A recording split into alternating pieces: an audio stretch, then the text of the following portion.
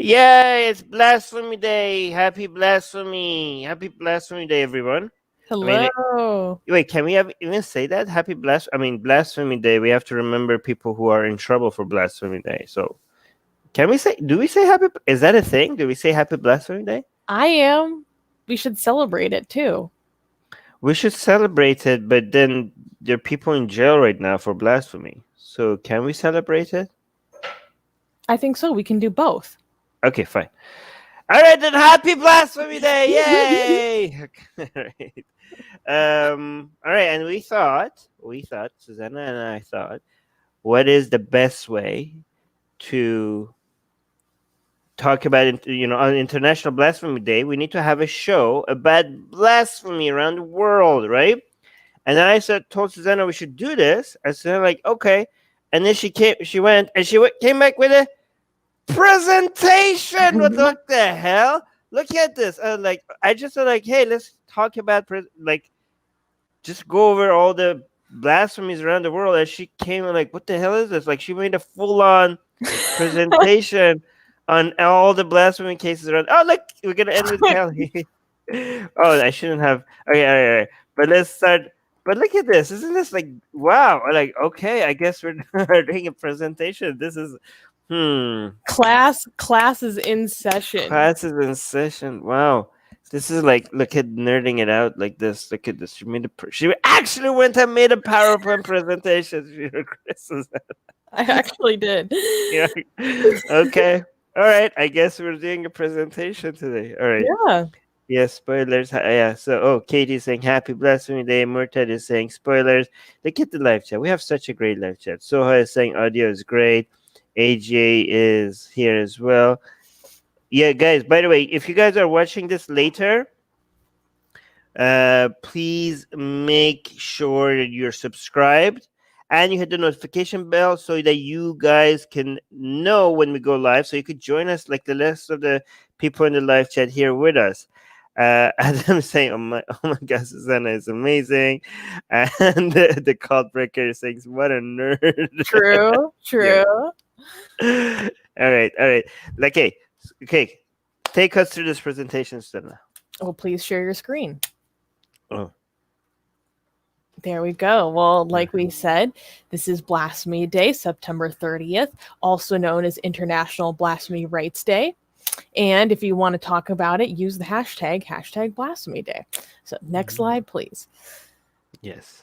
So first, having these discussions, is important to define our terms. So according to the Merriam-Webster dictionary, well, the most important definition to me is blasphemy is a noun. Second definition, a reverence towards something considered sacred or inviolable, or the act of showing contempt or lack of reverence towards God, or even claiming the attributes of a deity. That is considered a form of blasphemy. So next slide.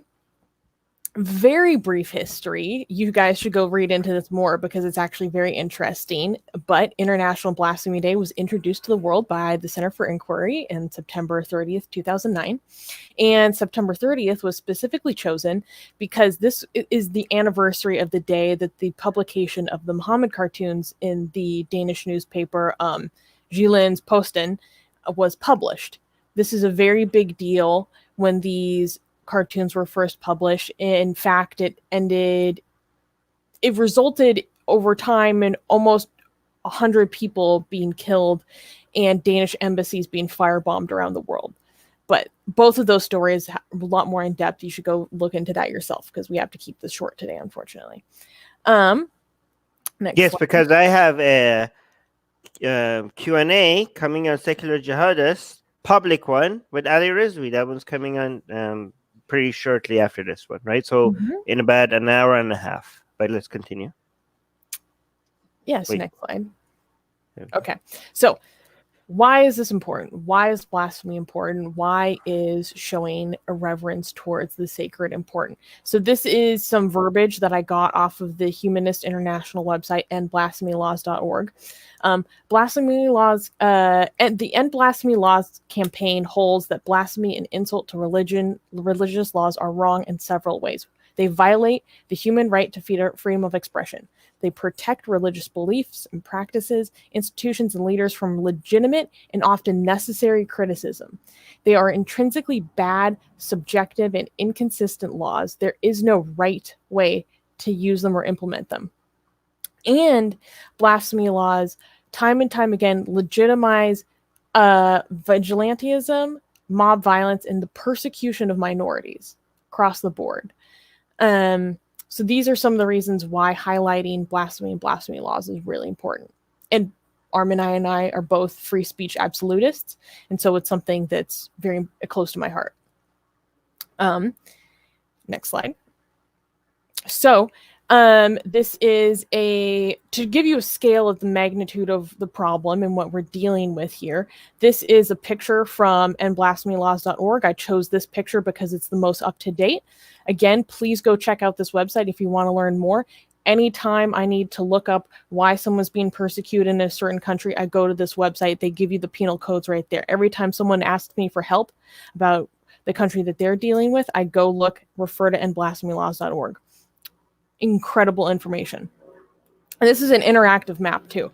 So here you can see all around the world the different levels of the penalization of free expression and free thought. I mean, there are some countries where they have repealed laws like this. Some they have local restrictions, others fines. And in a lot of countries, there is prison and even death for blasphemy. Hey, I could do a live stream analyzing each one of these countries and this, with the live chat. I could start with India and Pakistan and then go around and look at, most countries in North Africa and the Middle East, and also include Afghanistan to add to that. Mm-hmm. Yeah, this is great. We could do this. Can I join? Yeah, okay. Well, I will. Yeah. Okay. Executive decision. I'm joining. Sounds good. Okay. Next slide, please. Okay, so in honor of this day, I wanted to take the time to recognize people who are currently being persecuted under laws and restrictions like this. Now, there are too many to name. There are too many people to acknowledge. I can't acknowledge all of them in 1 hour. And this is not even getting into people who have already been persecuted, historical figures, or people who have been murdered for these reasons, right? I couldn't even include those cases. So if you're interested in more cases and stories like that, at the end, I will provide you with an amazing new website that just came out today in recognition of Blasphemy Day.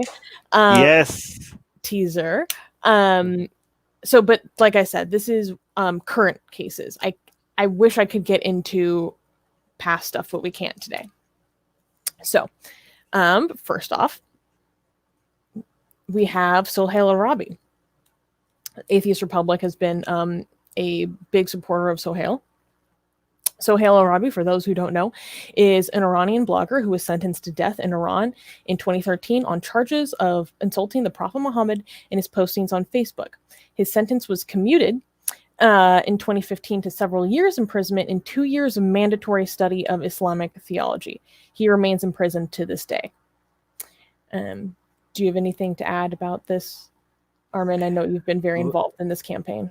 Well, I mean, we also, on Atheist Republic, we interviewed his mother. Mm-hmm. His mother was actively trying to save her son. We interviewed her mother while she was in Iran. We were worried that she really wanted the interview to come out, right? Because nobody was hearing her, and she did the interview in Farsi, in Persian, and we had to translate it and subtitle the entire interview. And shortly after she did that interview with us, she went to jail, and now she's in jail as well. And but again, this was her request. Like, she knew that something is going to happen to her. She wanted to come out in some way, and she said she doesn't care what's going to happen to her. She has to do something. She has to bring more attention to her son. And now she's paying the price for it. But that was the price that she wanted to pay. So again, it was a really, really hard decision for us. But that was her request to do that interview. So now, yeah. And again, not that many people are talking about it again, and it's also a very hard decision to make for us to know if we want to highlight it more, highlight it less. Sometimes highlighting it more gets them into more trouble. Sometimes highlighting it less gets them into more trouble. So it's really hard for us to decide what to do at what time.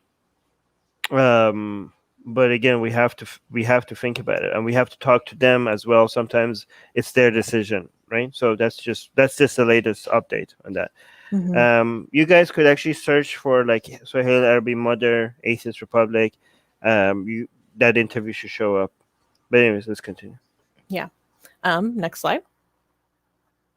So then we have Raif Badawi. So Raif is the founder of Free Saudi Liberals, a blogger, and I believe also a journalist.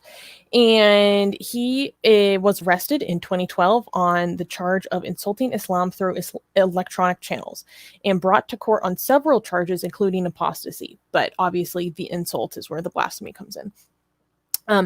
In 2013, he was convicted on several charges and sentenced to 7 years in prison, torture, and 600 lashes.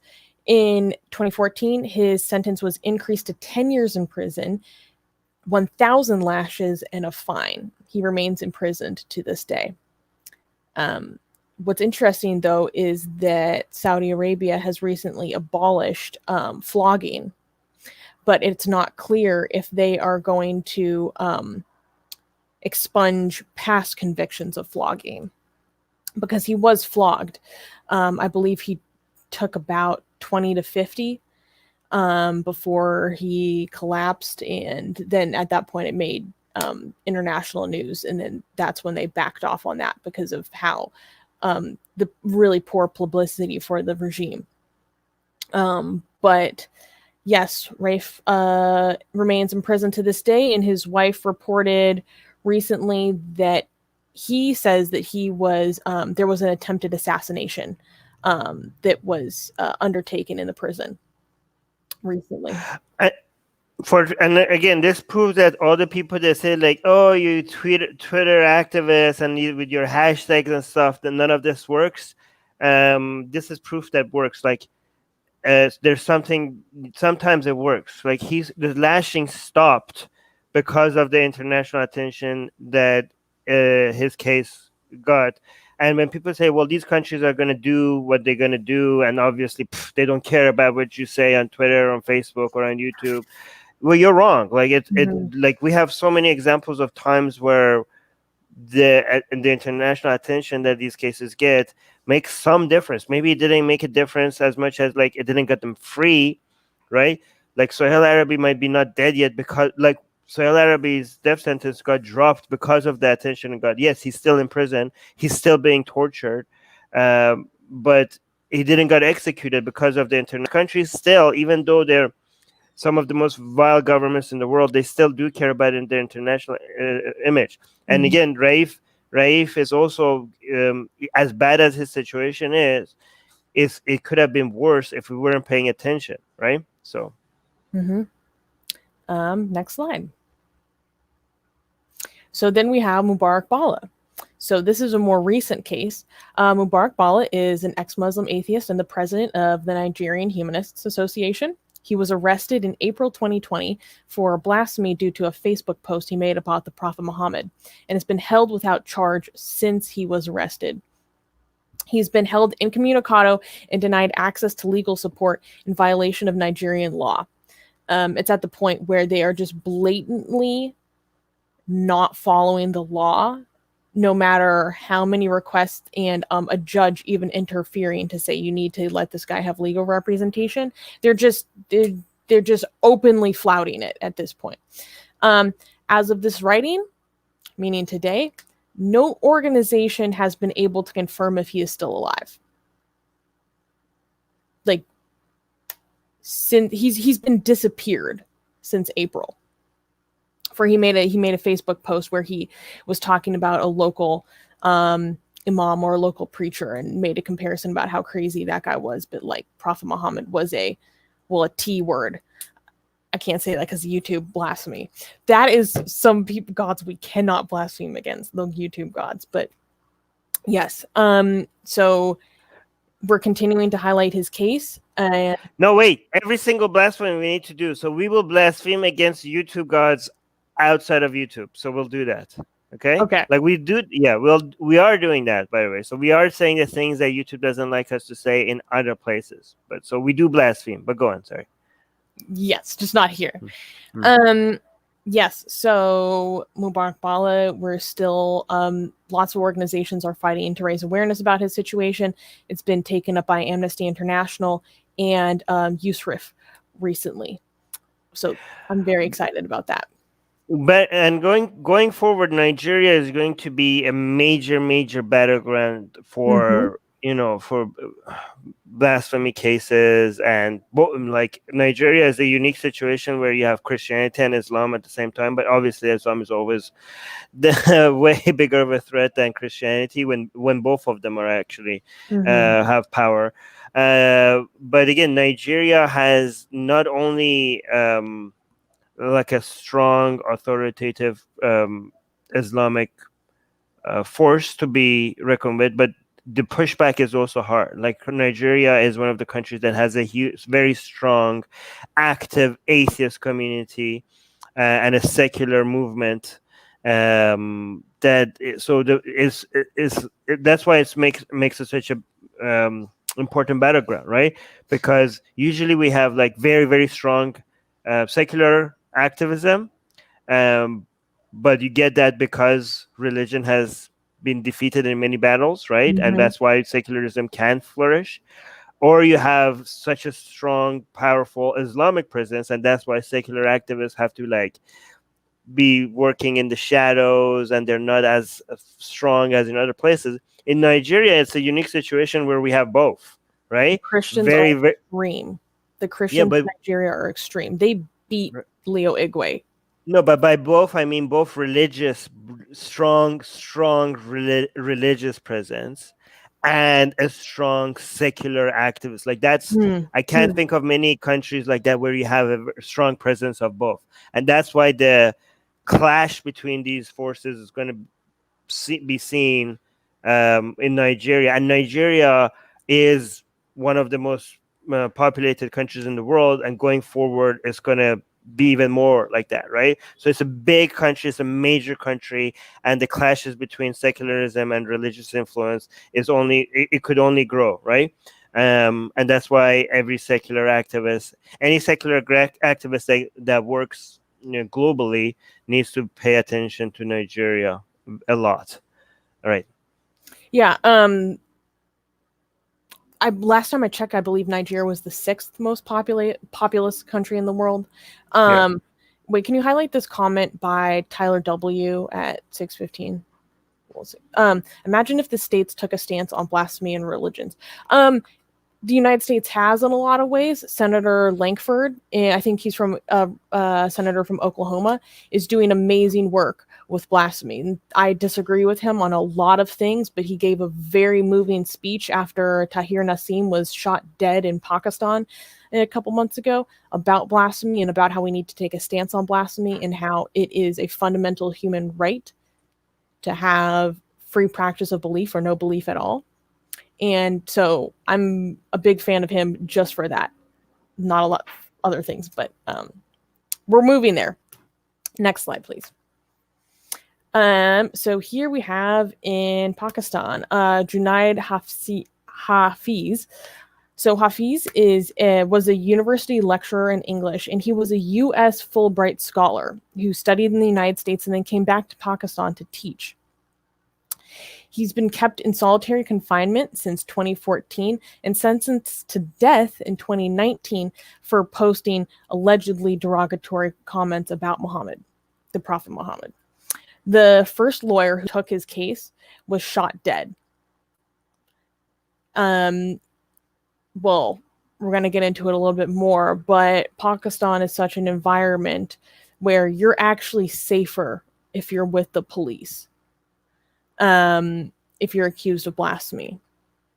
There's other incidents like Mashal Khan, who was basically killed via mob lynching inside of his own university for alleged blasphemy, where people will take it upon themselves to enact the death penalty for blasphemy in Pakistan, because although there is the death penalty for blasphemy in Pakistan, so far no one has actually been executed under such a conviction, although many people have been convicted.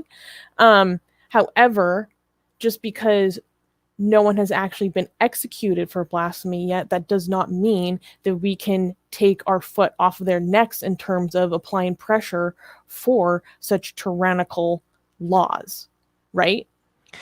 Right. We can never allow them to turn a blind eye to the extent that we ever allow there to be the first execution for blasphemy. I mean, I'm against the death penalty, period, but this is particularly egregious to me. Right. So basically, Pakistan hands out death sentences for blasphemy like candy, but so far none of those death sentences has taken place. A lot of them because they never had to, because the mob took care of them anyways. And also a lot of them. So here's the thing: the government is in this situation that it doesn't want to execute anyone for blasphemy. But it doesn't want to also not let them, they want them to just stay under a death sentence, right? Because if they remove the death sentence, then the mob will be like, what the hell, government? These people insulted our prophet. How come you're letting them go? So they just let them at this limbo of just staying in prison under a death sentence. But again, the reason why a lot of the mob goes and kills these people that do give death sentences is because they think like the government is not doing its job. Like they think these death sentences are a joke. Like why haven't any, like the mob is like, what the hell? Like why are you not killing these blasphemers, right? These so. And also, by the way, another reason the government doesn't want to free them, because then they're going to get a lot of backlash. But also, maybe the prisoners themselves don't want to go free as well. I don't know. Well, because the prisoners like, well, if you free us, then the mob, then we're going to be killed for sure, right? So what they probably want is for them to just leave the country. But again, if the government facilitates that, then the government is going to be in a lot of trouble. You know how in Iran, like you think like the people have been taken hostage by the government? In Pakistan, it seems like the government has been taken hostage by a lot of the people. Like in hashtag not all.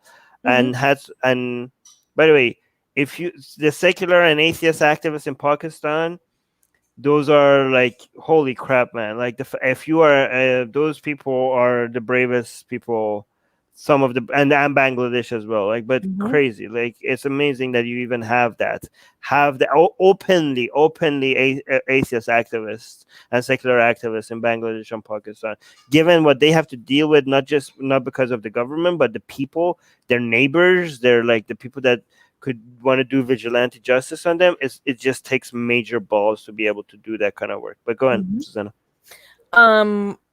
Well, we were saying about the government being taken hostage. I mean, like it said here, even legally representing someone accused of blasphemy is extremely dangerous.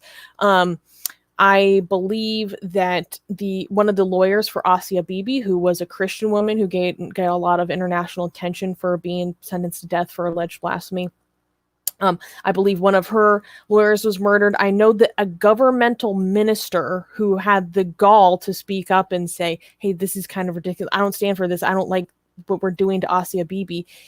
A minister himself was murdered. Okay. Yeah. By the mere defense or supposed defense of Asia Bibi. I believe Asia Bibi. By his own bodyguard, right? Oh, yes, you're right. I believe. And then the bodyguard turned into a murderer in Pakistan, and there were thousands of people coming out and celebrating because the bodyguard killed the politician just for saying like, hey, I think we should like chill out on this blasphemy stuff. And the bodyguard like, what the hell? I'll kill the person that I'm supposed to protect for the honor of my prophet. And then the government had to kill the bodyguard, execute the bodyguard for murder. And then the bodyguard turned into a martyr. And thousands and thousands and thousands of people came out to celebrate this hero of them, the bodyguard, who murdered the politician who was defending, who was talking, who was just merely speaking. He didn't even blaspheme himself. He was just like, hey, maybe we should chill. But they turned him into like a more like the images of the crowd of people that came out in celebration of that bodyguard. Shocking. It was shocking even to Pakistani people. It was like even they were like, I didn't. A lot of Pakistanis themselves were like, wow, I didn't know we have this many insane people here. Again, hashtag not all. Hashtag many Pakistanis are on the right side of this, and a lot of them are very, very, very brave. So hats off to all the atheists. But guys, you have like Pakistan is. We'll get into that more later. A lot of people feel like it's a lost cause, but I don't know. But it's not. Okay, go ahead. Well, there's more we can talk about Pakistan towards the end of this, but next slide. So back in Nigeria, this is another recent case. So this is the case of Umar Farouq. He's a child, so I couldn't find photographs of him. So Umar is a 13-year-old Nigerian boy who was convicted in a Sharia court in Kano State, which is a Muslim majority state in Nigeria. And Nigeria practices both secular and Sharia law. So in Kano State in northwest Nigeria, where he was accused of using foul language towards Allah in an argument with a friend. He was sentenced on August 10th, 2020. Oh, I didn't include it here. He was sentenced to 10 years. And he was tried as an adult because he has supposedly reached puberty. I believe under the standards of Sharia, which is just if you have pubic hair. So there are organizations. There was, I believe, the director of I think we might talk about this on the news, but the Auschwitz Museum, he has offered to serve time on behalf of this boy. And there has been a whole coalition of people who have signed letters saying, I will serve time on behalf of this child. And UNICEF has gotten involved because this is in violation of international protections of children. But imagine, like, I've said crazy stuff. I have said crazy out-of-pocket stuff when I was upset as the 13-year-old, right? Especially, oh my God, I was so angry against religion. Are you kidding me? Like, the idea of being imprisoned until I'm 23 because of something I said in an argument is out of this world. And then his mother had to flee the village that she lives in because the mob came after her. So the situation with Umar Farouq is very new in the attention of the international community. And so this is going to be an ongoing case that I'm monitoring. And if there's developments, I'm going to cover it on our news show. So next slide, please. Again, in Nigeria, this is a case we've been covering on Atheist Republic a lot. So it's Yahaya Sharif Aminu. So I wanted to highlight this case specifically because we might be a secular organization, but blasphemy laws harm everyone. They harm everyone, and they harm religious people, and they also especially harm religious minorities. This is one of those cases. So Yahaya, he is a Muslim. He's a believer. And he's been sentenced to death by hanging. He was sentenced on the same day as that boy, Omar, for being convicted of blasphemy by a Sharia court. And he was convicted for making a blasphemous statement against the Prophet Muhammad in a WhatsApp group. Recently, that audio has been released. I still need to listen to it, but it was released today, the audio of what he actually said. But he's alleged to have said that a Senegalese imam who he follows in his minority sect of Islam was bigger than the Prophet Muhammad. That's obviously very blasphemous if this is what he actually said. I mean, it's very blasphemous because you know Islam, but for a lot of people, like, wait, he didn't even insult like Prophet Muhammad or anything like that. He was just like, oh, this guy is bigger than, how like, the Beatles, they say like bigger more than famous Jesus, than yeah. Bieber and Jesus. He said that about him. I was like, oh, this guy's bigger than Muhammad. Like it's not even like, I know, like, I can see how bad it is from an Islamic perspective, but I think for for people that are, for people like, wait, he didn't even say anything negative, like insulting, but yeah, apparently that's enough for you to get in. What did he get? What's his sentence? Death by hanging. Death by hanging for saying this guy is bigger than the prophet. Wow. And the governor of the state said that he will not, if when the sentence hits his desk, he will not let 24 hours pass before he signs it into like being official. It's happening. That's how outrageous they find this comment. Okay. Yes. So his lawyers say that he was not allowed legal representation before or during his trial, which is a contravention of Nigerian citizens' constitutional right to legal representation, very similar to the Mubarak Bala situation. What the hell, Nigeria? Mm-hmm. God damn it. Nigeria is going backwards. I think the fight for real secularism, universal secularism in Nigeria will be one of the most important movements in my lifetime. Right. I've said it before and I will continue to say it. So next slide, please. So then we have Asad Noor, or as we called him on the Atheist Republic show, Bangladeshi Jesus. Asad is an outspoken Bangladeshi blogger. Now, for those who are maybe not familiar, Bangladesh is extremely dangerous for free thought bloggers. There was a spate of killings between 2013 to 2015, I believe, where I believe 10 to 13 bloggers were hacked to death with machetes in front of their own homes by vigilante Islamists. Okay, these are the stakes we're talking about here. So Asad, he's a very outspoken blogger. He does vlogs, and in July recently, he published several vlogs about persecution of minority Buddhist community in his area of Bangladesh. Then a local leader of the ruling party, the Awami League, sued him under the Digital Securities Act, and he's also just been across the board broadly threatened for criticizing fundamentalist Islam. It wasn't even specific that it was Islam, period. He was criticizing fundamentalism. Because of this suit against him and the high volume of threats against him for hurting religious sentiments, he has since fled to India. And then after he fled to India, his family is now being persecuted in his place. Yeah, the police are going after his family. Jesus. Imagine the guilt that you must feel for being responsible for people going after your family. Mm-hmm. I know how that feels a little bit, but this guy must feel it like 1,000 times more. Yeah. I mean, I think that could be, for some people, that could be worse than, you getting punished directly. Mm-hmm. That's why they do it. All right. Next slide, please. So then in Malaysia, Danny Anthony. So according to news reports, Danny is this guy in the red shirt in the middle. Again, in July, very recently, 29-year-old Malaysian man has been sentenced to 26 months in prison after being found guilty of charges of insulting Prophet Muhammad, Islam, and the president of the local Malaysian Islamic Party.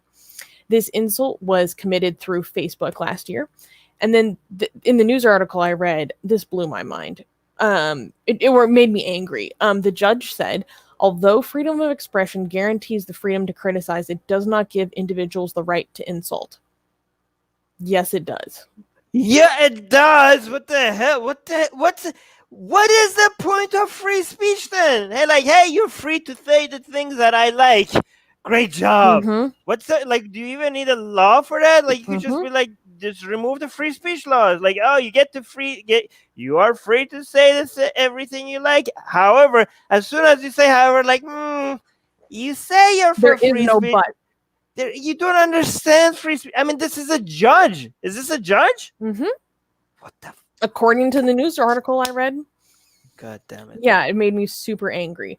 And again, I would like to highlight that I don't know what this person's beliefs are. I don't know if they have a faith background. I don't know if they don't have belief. Yeah. It doesn't matter. These are a disservice to everyone. everyone. And it doesn't matter that we're atheists, Armin and I in particular, not everyone in the Atheist Republic community, but us two, we're anti-theists. That doesn't matter. What matters is that freedom of expression is the most fundamental enlightenment value of which all others depend upon, right? And it's a prerequisite to almost every other human right, in my opinion. So yes, there's a lot going on in Malaysia, but this is just one case that I wanted to highlight because it was very recent. Next slide, please. So this is also very recent in Bangladesh. So again, this is someone who's a believer. A Hindu security guard named Jubam Krishna Roy was found guilty of posting, quote, obscene, derogatory, and objectionable comments of the Prophet Muhammad. The offense falls under the country's controversial internet laws. A lot of countries have these supposed like cybersecurity laws, which is actually partially how Mubarak Bala was prosecuted, was because it happened on Facebook, and so they can use cybersecurity laws to go after these people. This man was sentenced to 7 years in jail. And we actually, well, I didn't, Armin, because I was gone, but Armin covered this on the news last week. Next slide, please. So then we have a recent case in India. Again, these are just current cases, and these are the most recent within the past couple of months. So in India, I'm very tired of people telling me that there isn't blasphemy in India. Nidya Sen is an assistant professor, and the Assam police booked him for allegedly hurting religious sentiments with his derogatory Facebook post against the deity Ram. He like made a joke about Ram kind of being a womanizer, and it alluded to Modi being a cheater. And then a complaint was filed against him by a member of the student version of the BJP party, which is the Hindutva right-wing nationalist party of India. He was booked under the following sections of the law, which you can read: obscene acts, word in public. 295A is the big penal code in India that most people are prosecuted under in India. Armin has, I believe, a FRI filed against him under 295A. It's an honor. Yeah. I mean, it's great to on Blasphemy Day to have been restricted on Twitter for blasphemy, and also to have FIR filed, outstanding filed against. It's good. It's good. Like, this is the best Blasphemy Day for me. But I get to do this. I get to laugh at this from a position of safety. But these people have to actually deal with the real consequences. So that's that. But go on. So 295A is the deliberate and malicious act to outrage religious feelings. It also falls into certain like malicious intention to cause communal disharmony. So it's kind of there's another one that I can't remember off the top of my head, but it also falls under communal disharmony, which is very victim blaming mentality. It's saying you did this, which means that other people are going to act violently. So instead of prosecuting people for the crime of acting violently, we're prosecuting you for supposedly inciting them to said violence against communities as a collective, right?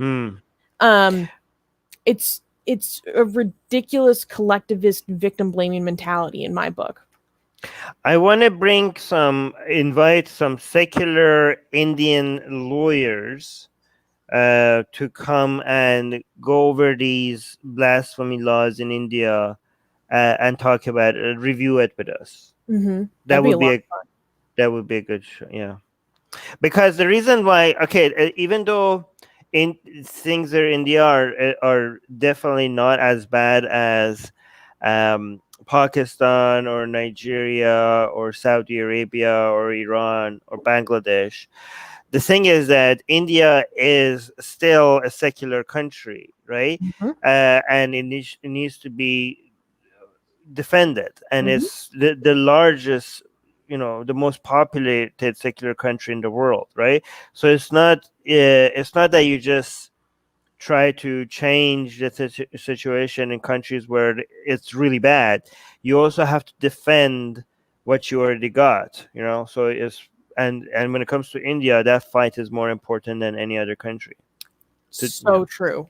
It is, because it affects more people than any other country. Yeah. In a secular democracy. Right. Next slide. So then we have, again, Pakistan.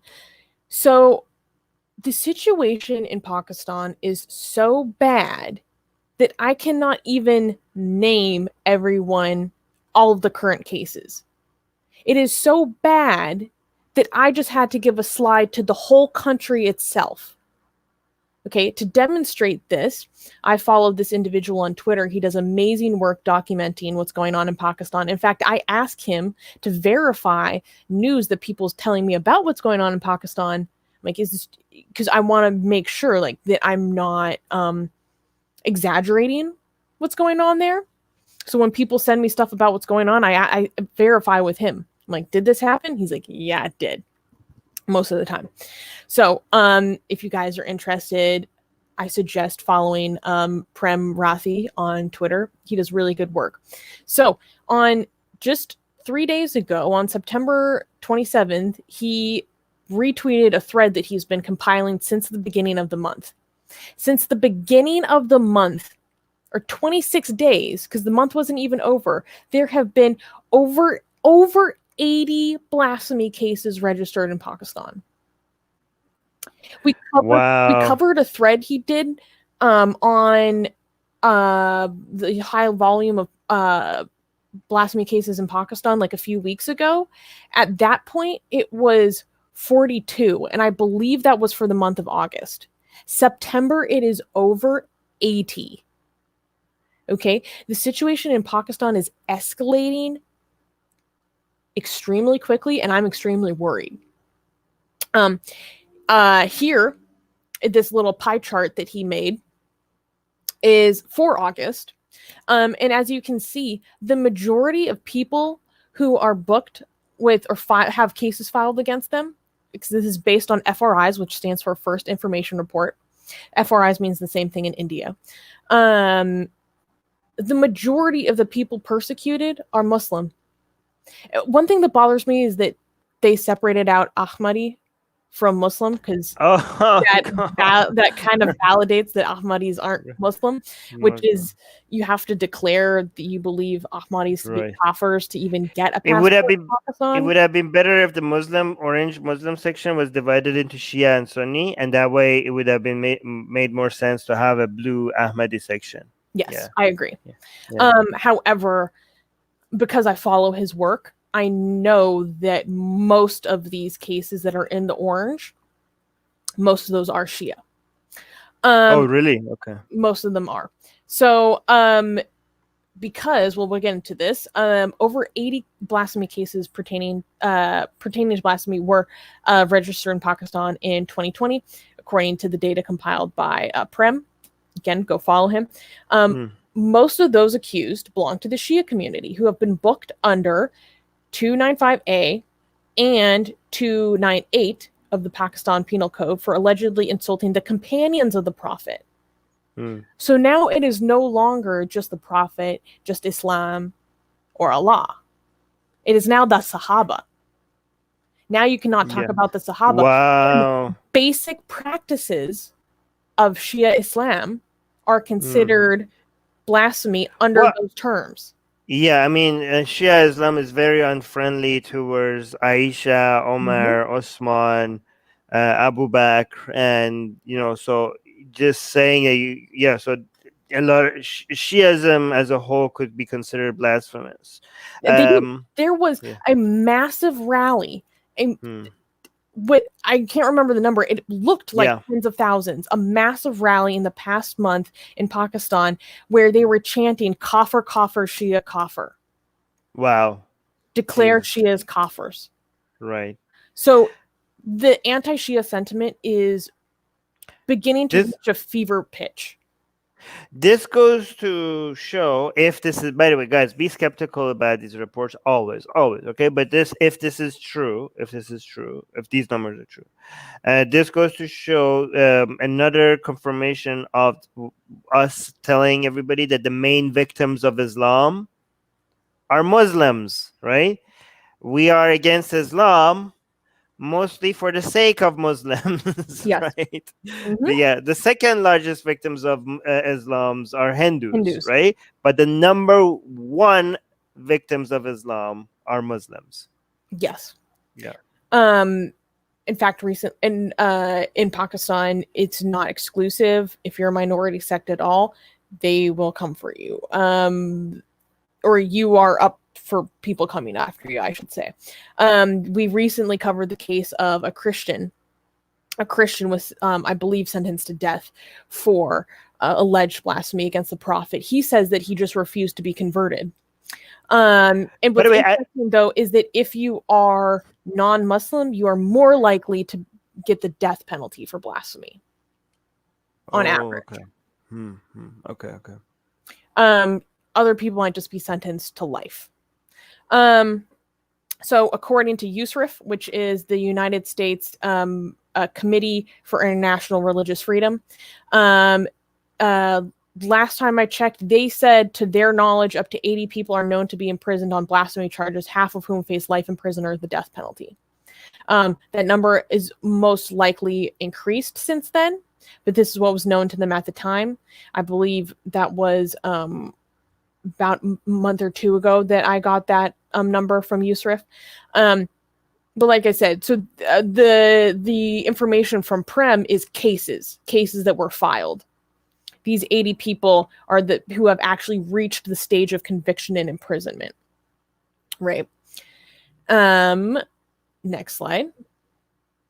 So I want to highlight something amazing that came out today. So the ex-Muslims in North America today, in acknowledgement of Blasphemy Day, they released their persecution tracker.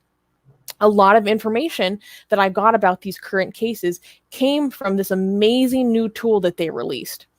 They have spent hours cataloging this information. And like I said earlier, I made the decision to talk about stuff that is current right now. This tool gives you well-documented cases historically, very high-profile cases that I couldn't even get into today, as well as current cases. So they have multiple. Can you follow the link, please, Armin? It looks so pretty. So go to the map. You have two ways you can look at it. You can look at the cases or you can look at the map, but the map looks so good. Yeah.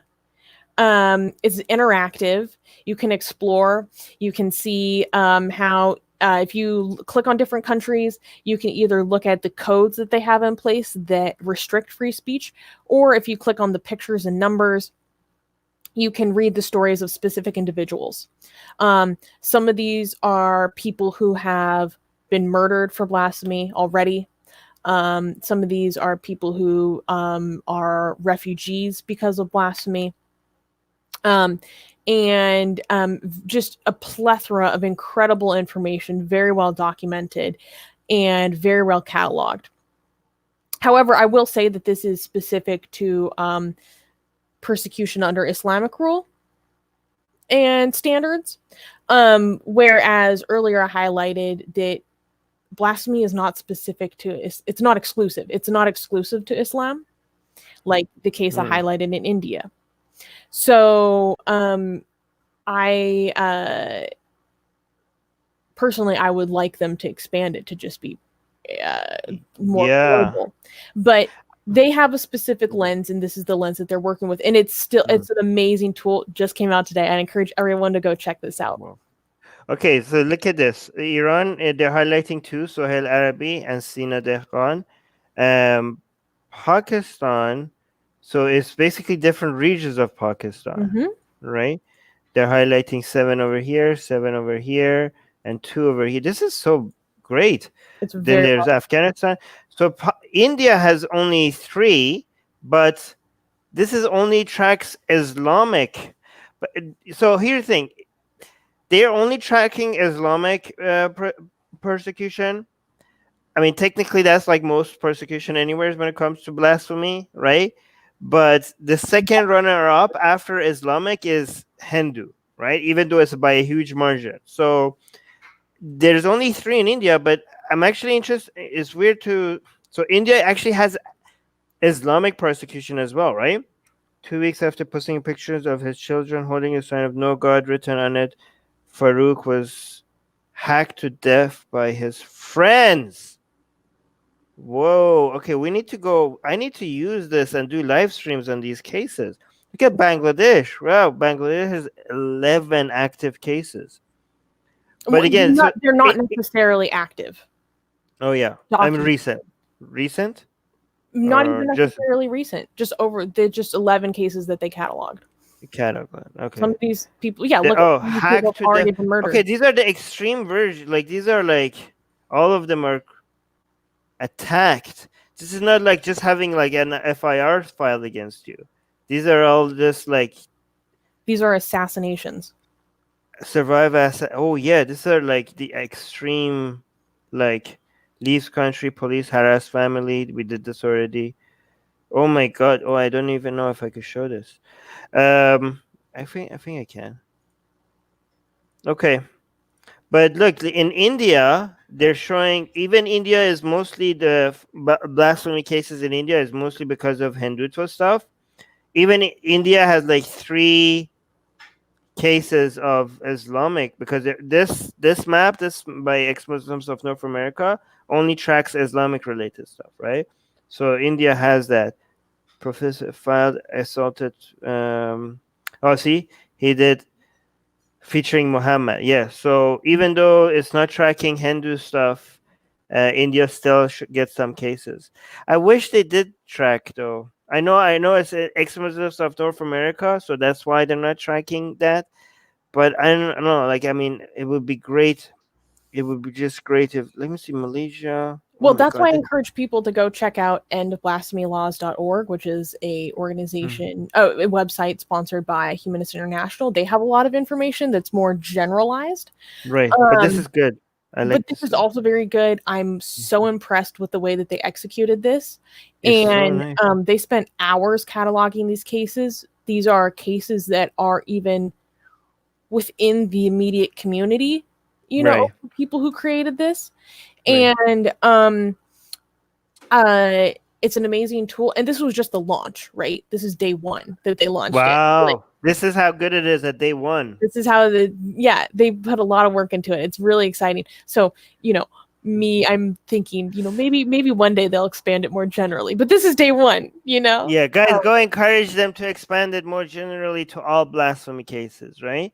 I can't even think of any Christian blasphemy cases other than the one in Poland where somebody got into legal trouble for having Mother Mary next with rainbow flag. There was a recent case of people being I won't be specific because I cannot remember exactly how they were prosecuted, but they were prosecuted or charged in some capacity for putting a rainbow flag on a statue of Jesus. Right. It would be great. It would be great if this had like other religions and you could filter based on religion. Yeah.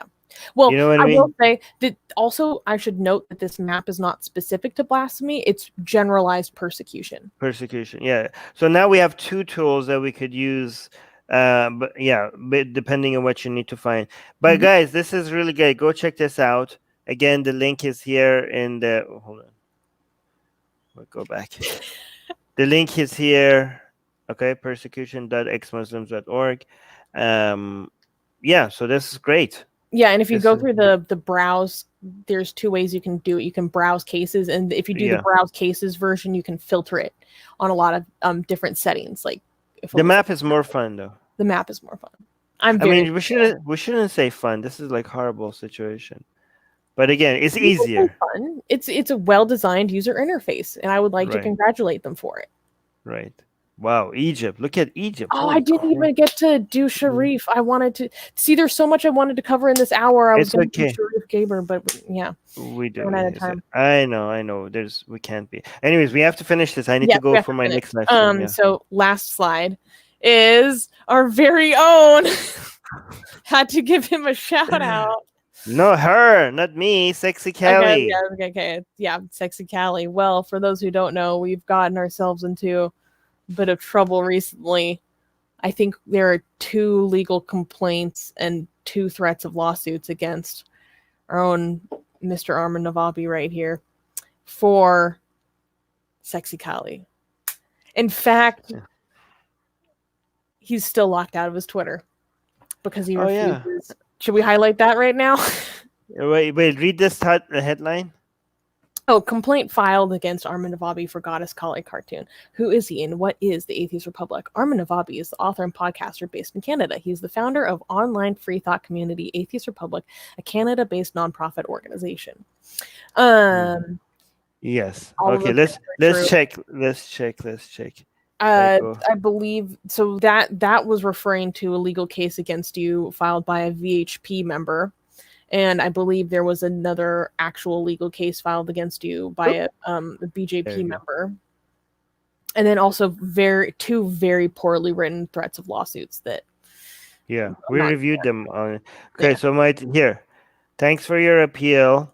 Still waiting. It's been more than a week now. Guys, if you have any contacts, it's because I'm pretty sure once a human actually reviews these tweets, they're gonna be like, yeah, I don't like. Once you get an actual living human being, not a dead one, reviewing these tweets, they will be like, they could see so obviously that it doesn't violate any of Twitter community guidelines. This is just me being restricted for blasphemy. This is basically Twitter upholding blasphemy rules. And right, so I just like why is it taking so long? It's been like 8 days now. Do you guys have does anybody have any contacts on Twitter for just somebody it takes honestly it takes less than 12 minutes to review this and know that this doesn't make any sense. Can somebody just help me push this forward? Not a single tweet is directing hate towards any group on the minority group race of religion. So how you can help us out is that if they're going to restrict us for very poorly enforced quote unquote hate speech violating terms for blasphemy and for mass reporting campaigns against Armin, what we need to do is show them that it's going to backfire. So what you can do, hey, look at that's my Twitter. Yes, if you go to my Twitter, which is @skepticsusanna, this is pinned to my profile. You can help us out by retweeting this. I want there to be hundreds of sexy colleagues across Twitter. Let her free. She's here. Oh yeah. Wait. Let's show. Hold on. Let me show you. Wait. Let me do it like this. There we go. Yes, she's here. She's beautiful. Ignore where I scratched myself. So yes, you can buy this shirt. Link in the description. I cut the bottom off myself because I wanted to make it a crop top, but we also sell actual crop tops. Yes, so use the hashtag. Actually, the link below doesn't have that. The link below has a t-shirt. Turn it into a crop top yourself. If you want the crop top version, go to atheistrepublic.com and look for it. But the link in the description doesn't have that. But go on. So as I say in this tweet, Sexy Kali must never be taken down. I mean, look at her. Wait, again? Okay. How can you? No, we don't need to do it again. But come on, All right. How we refuse to take her down because there is nothing wrong with this. No, but seriously, guy, go to Saint Susanna's Twitter account, okay? Just search for Saint Susanna and then find this tweet and then either retweet it or quote tweet it.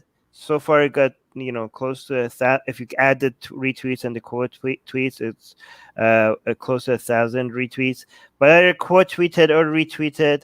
And if you quote tweeted, tag Twitter and Twitter support and use the hashtag Sexy Kali. And also maybe just post your own Sexy Kali, okay? Use this one. This is the one that got us in trouble, okay? Just make sure that people notice that if you want to remove blasphemy, you're just going to get more blasphemy. That's what you're going to get, right? So we just need to make sure that the intimidation tactics do not work, because if they work, they're going to keep using it. So they shouldn't work. Yes, exactly. Right. It will backfire.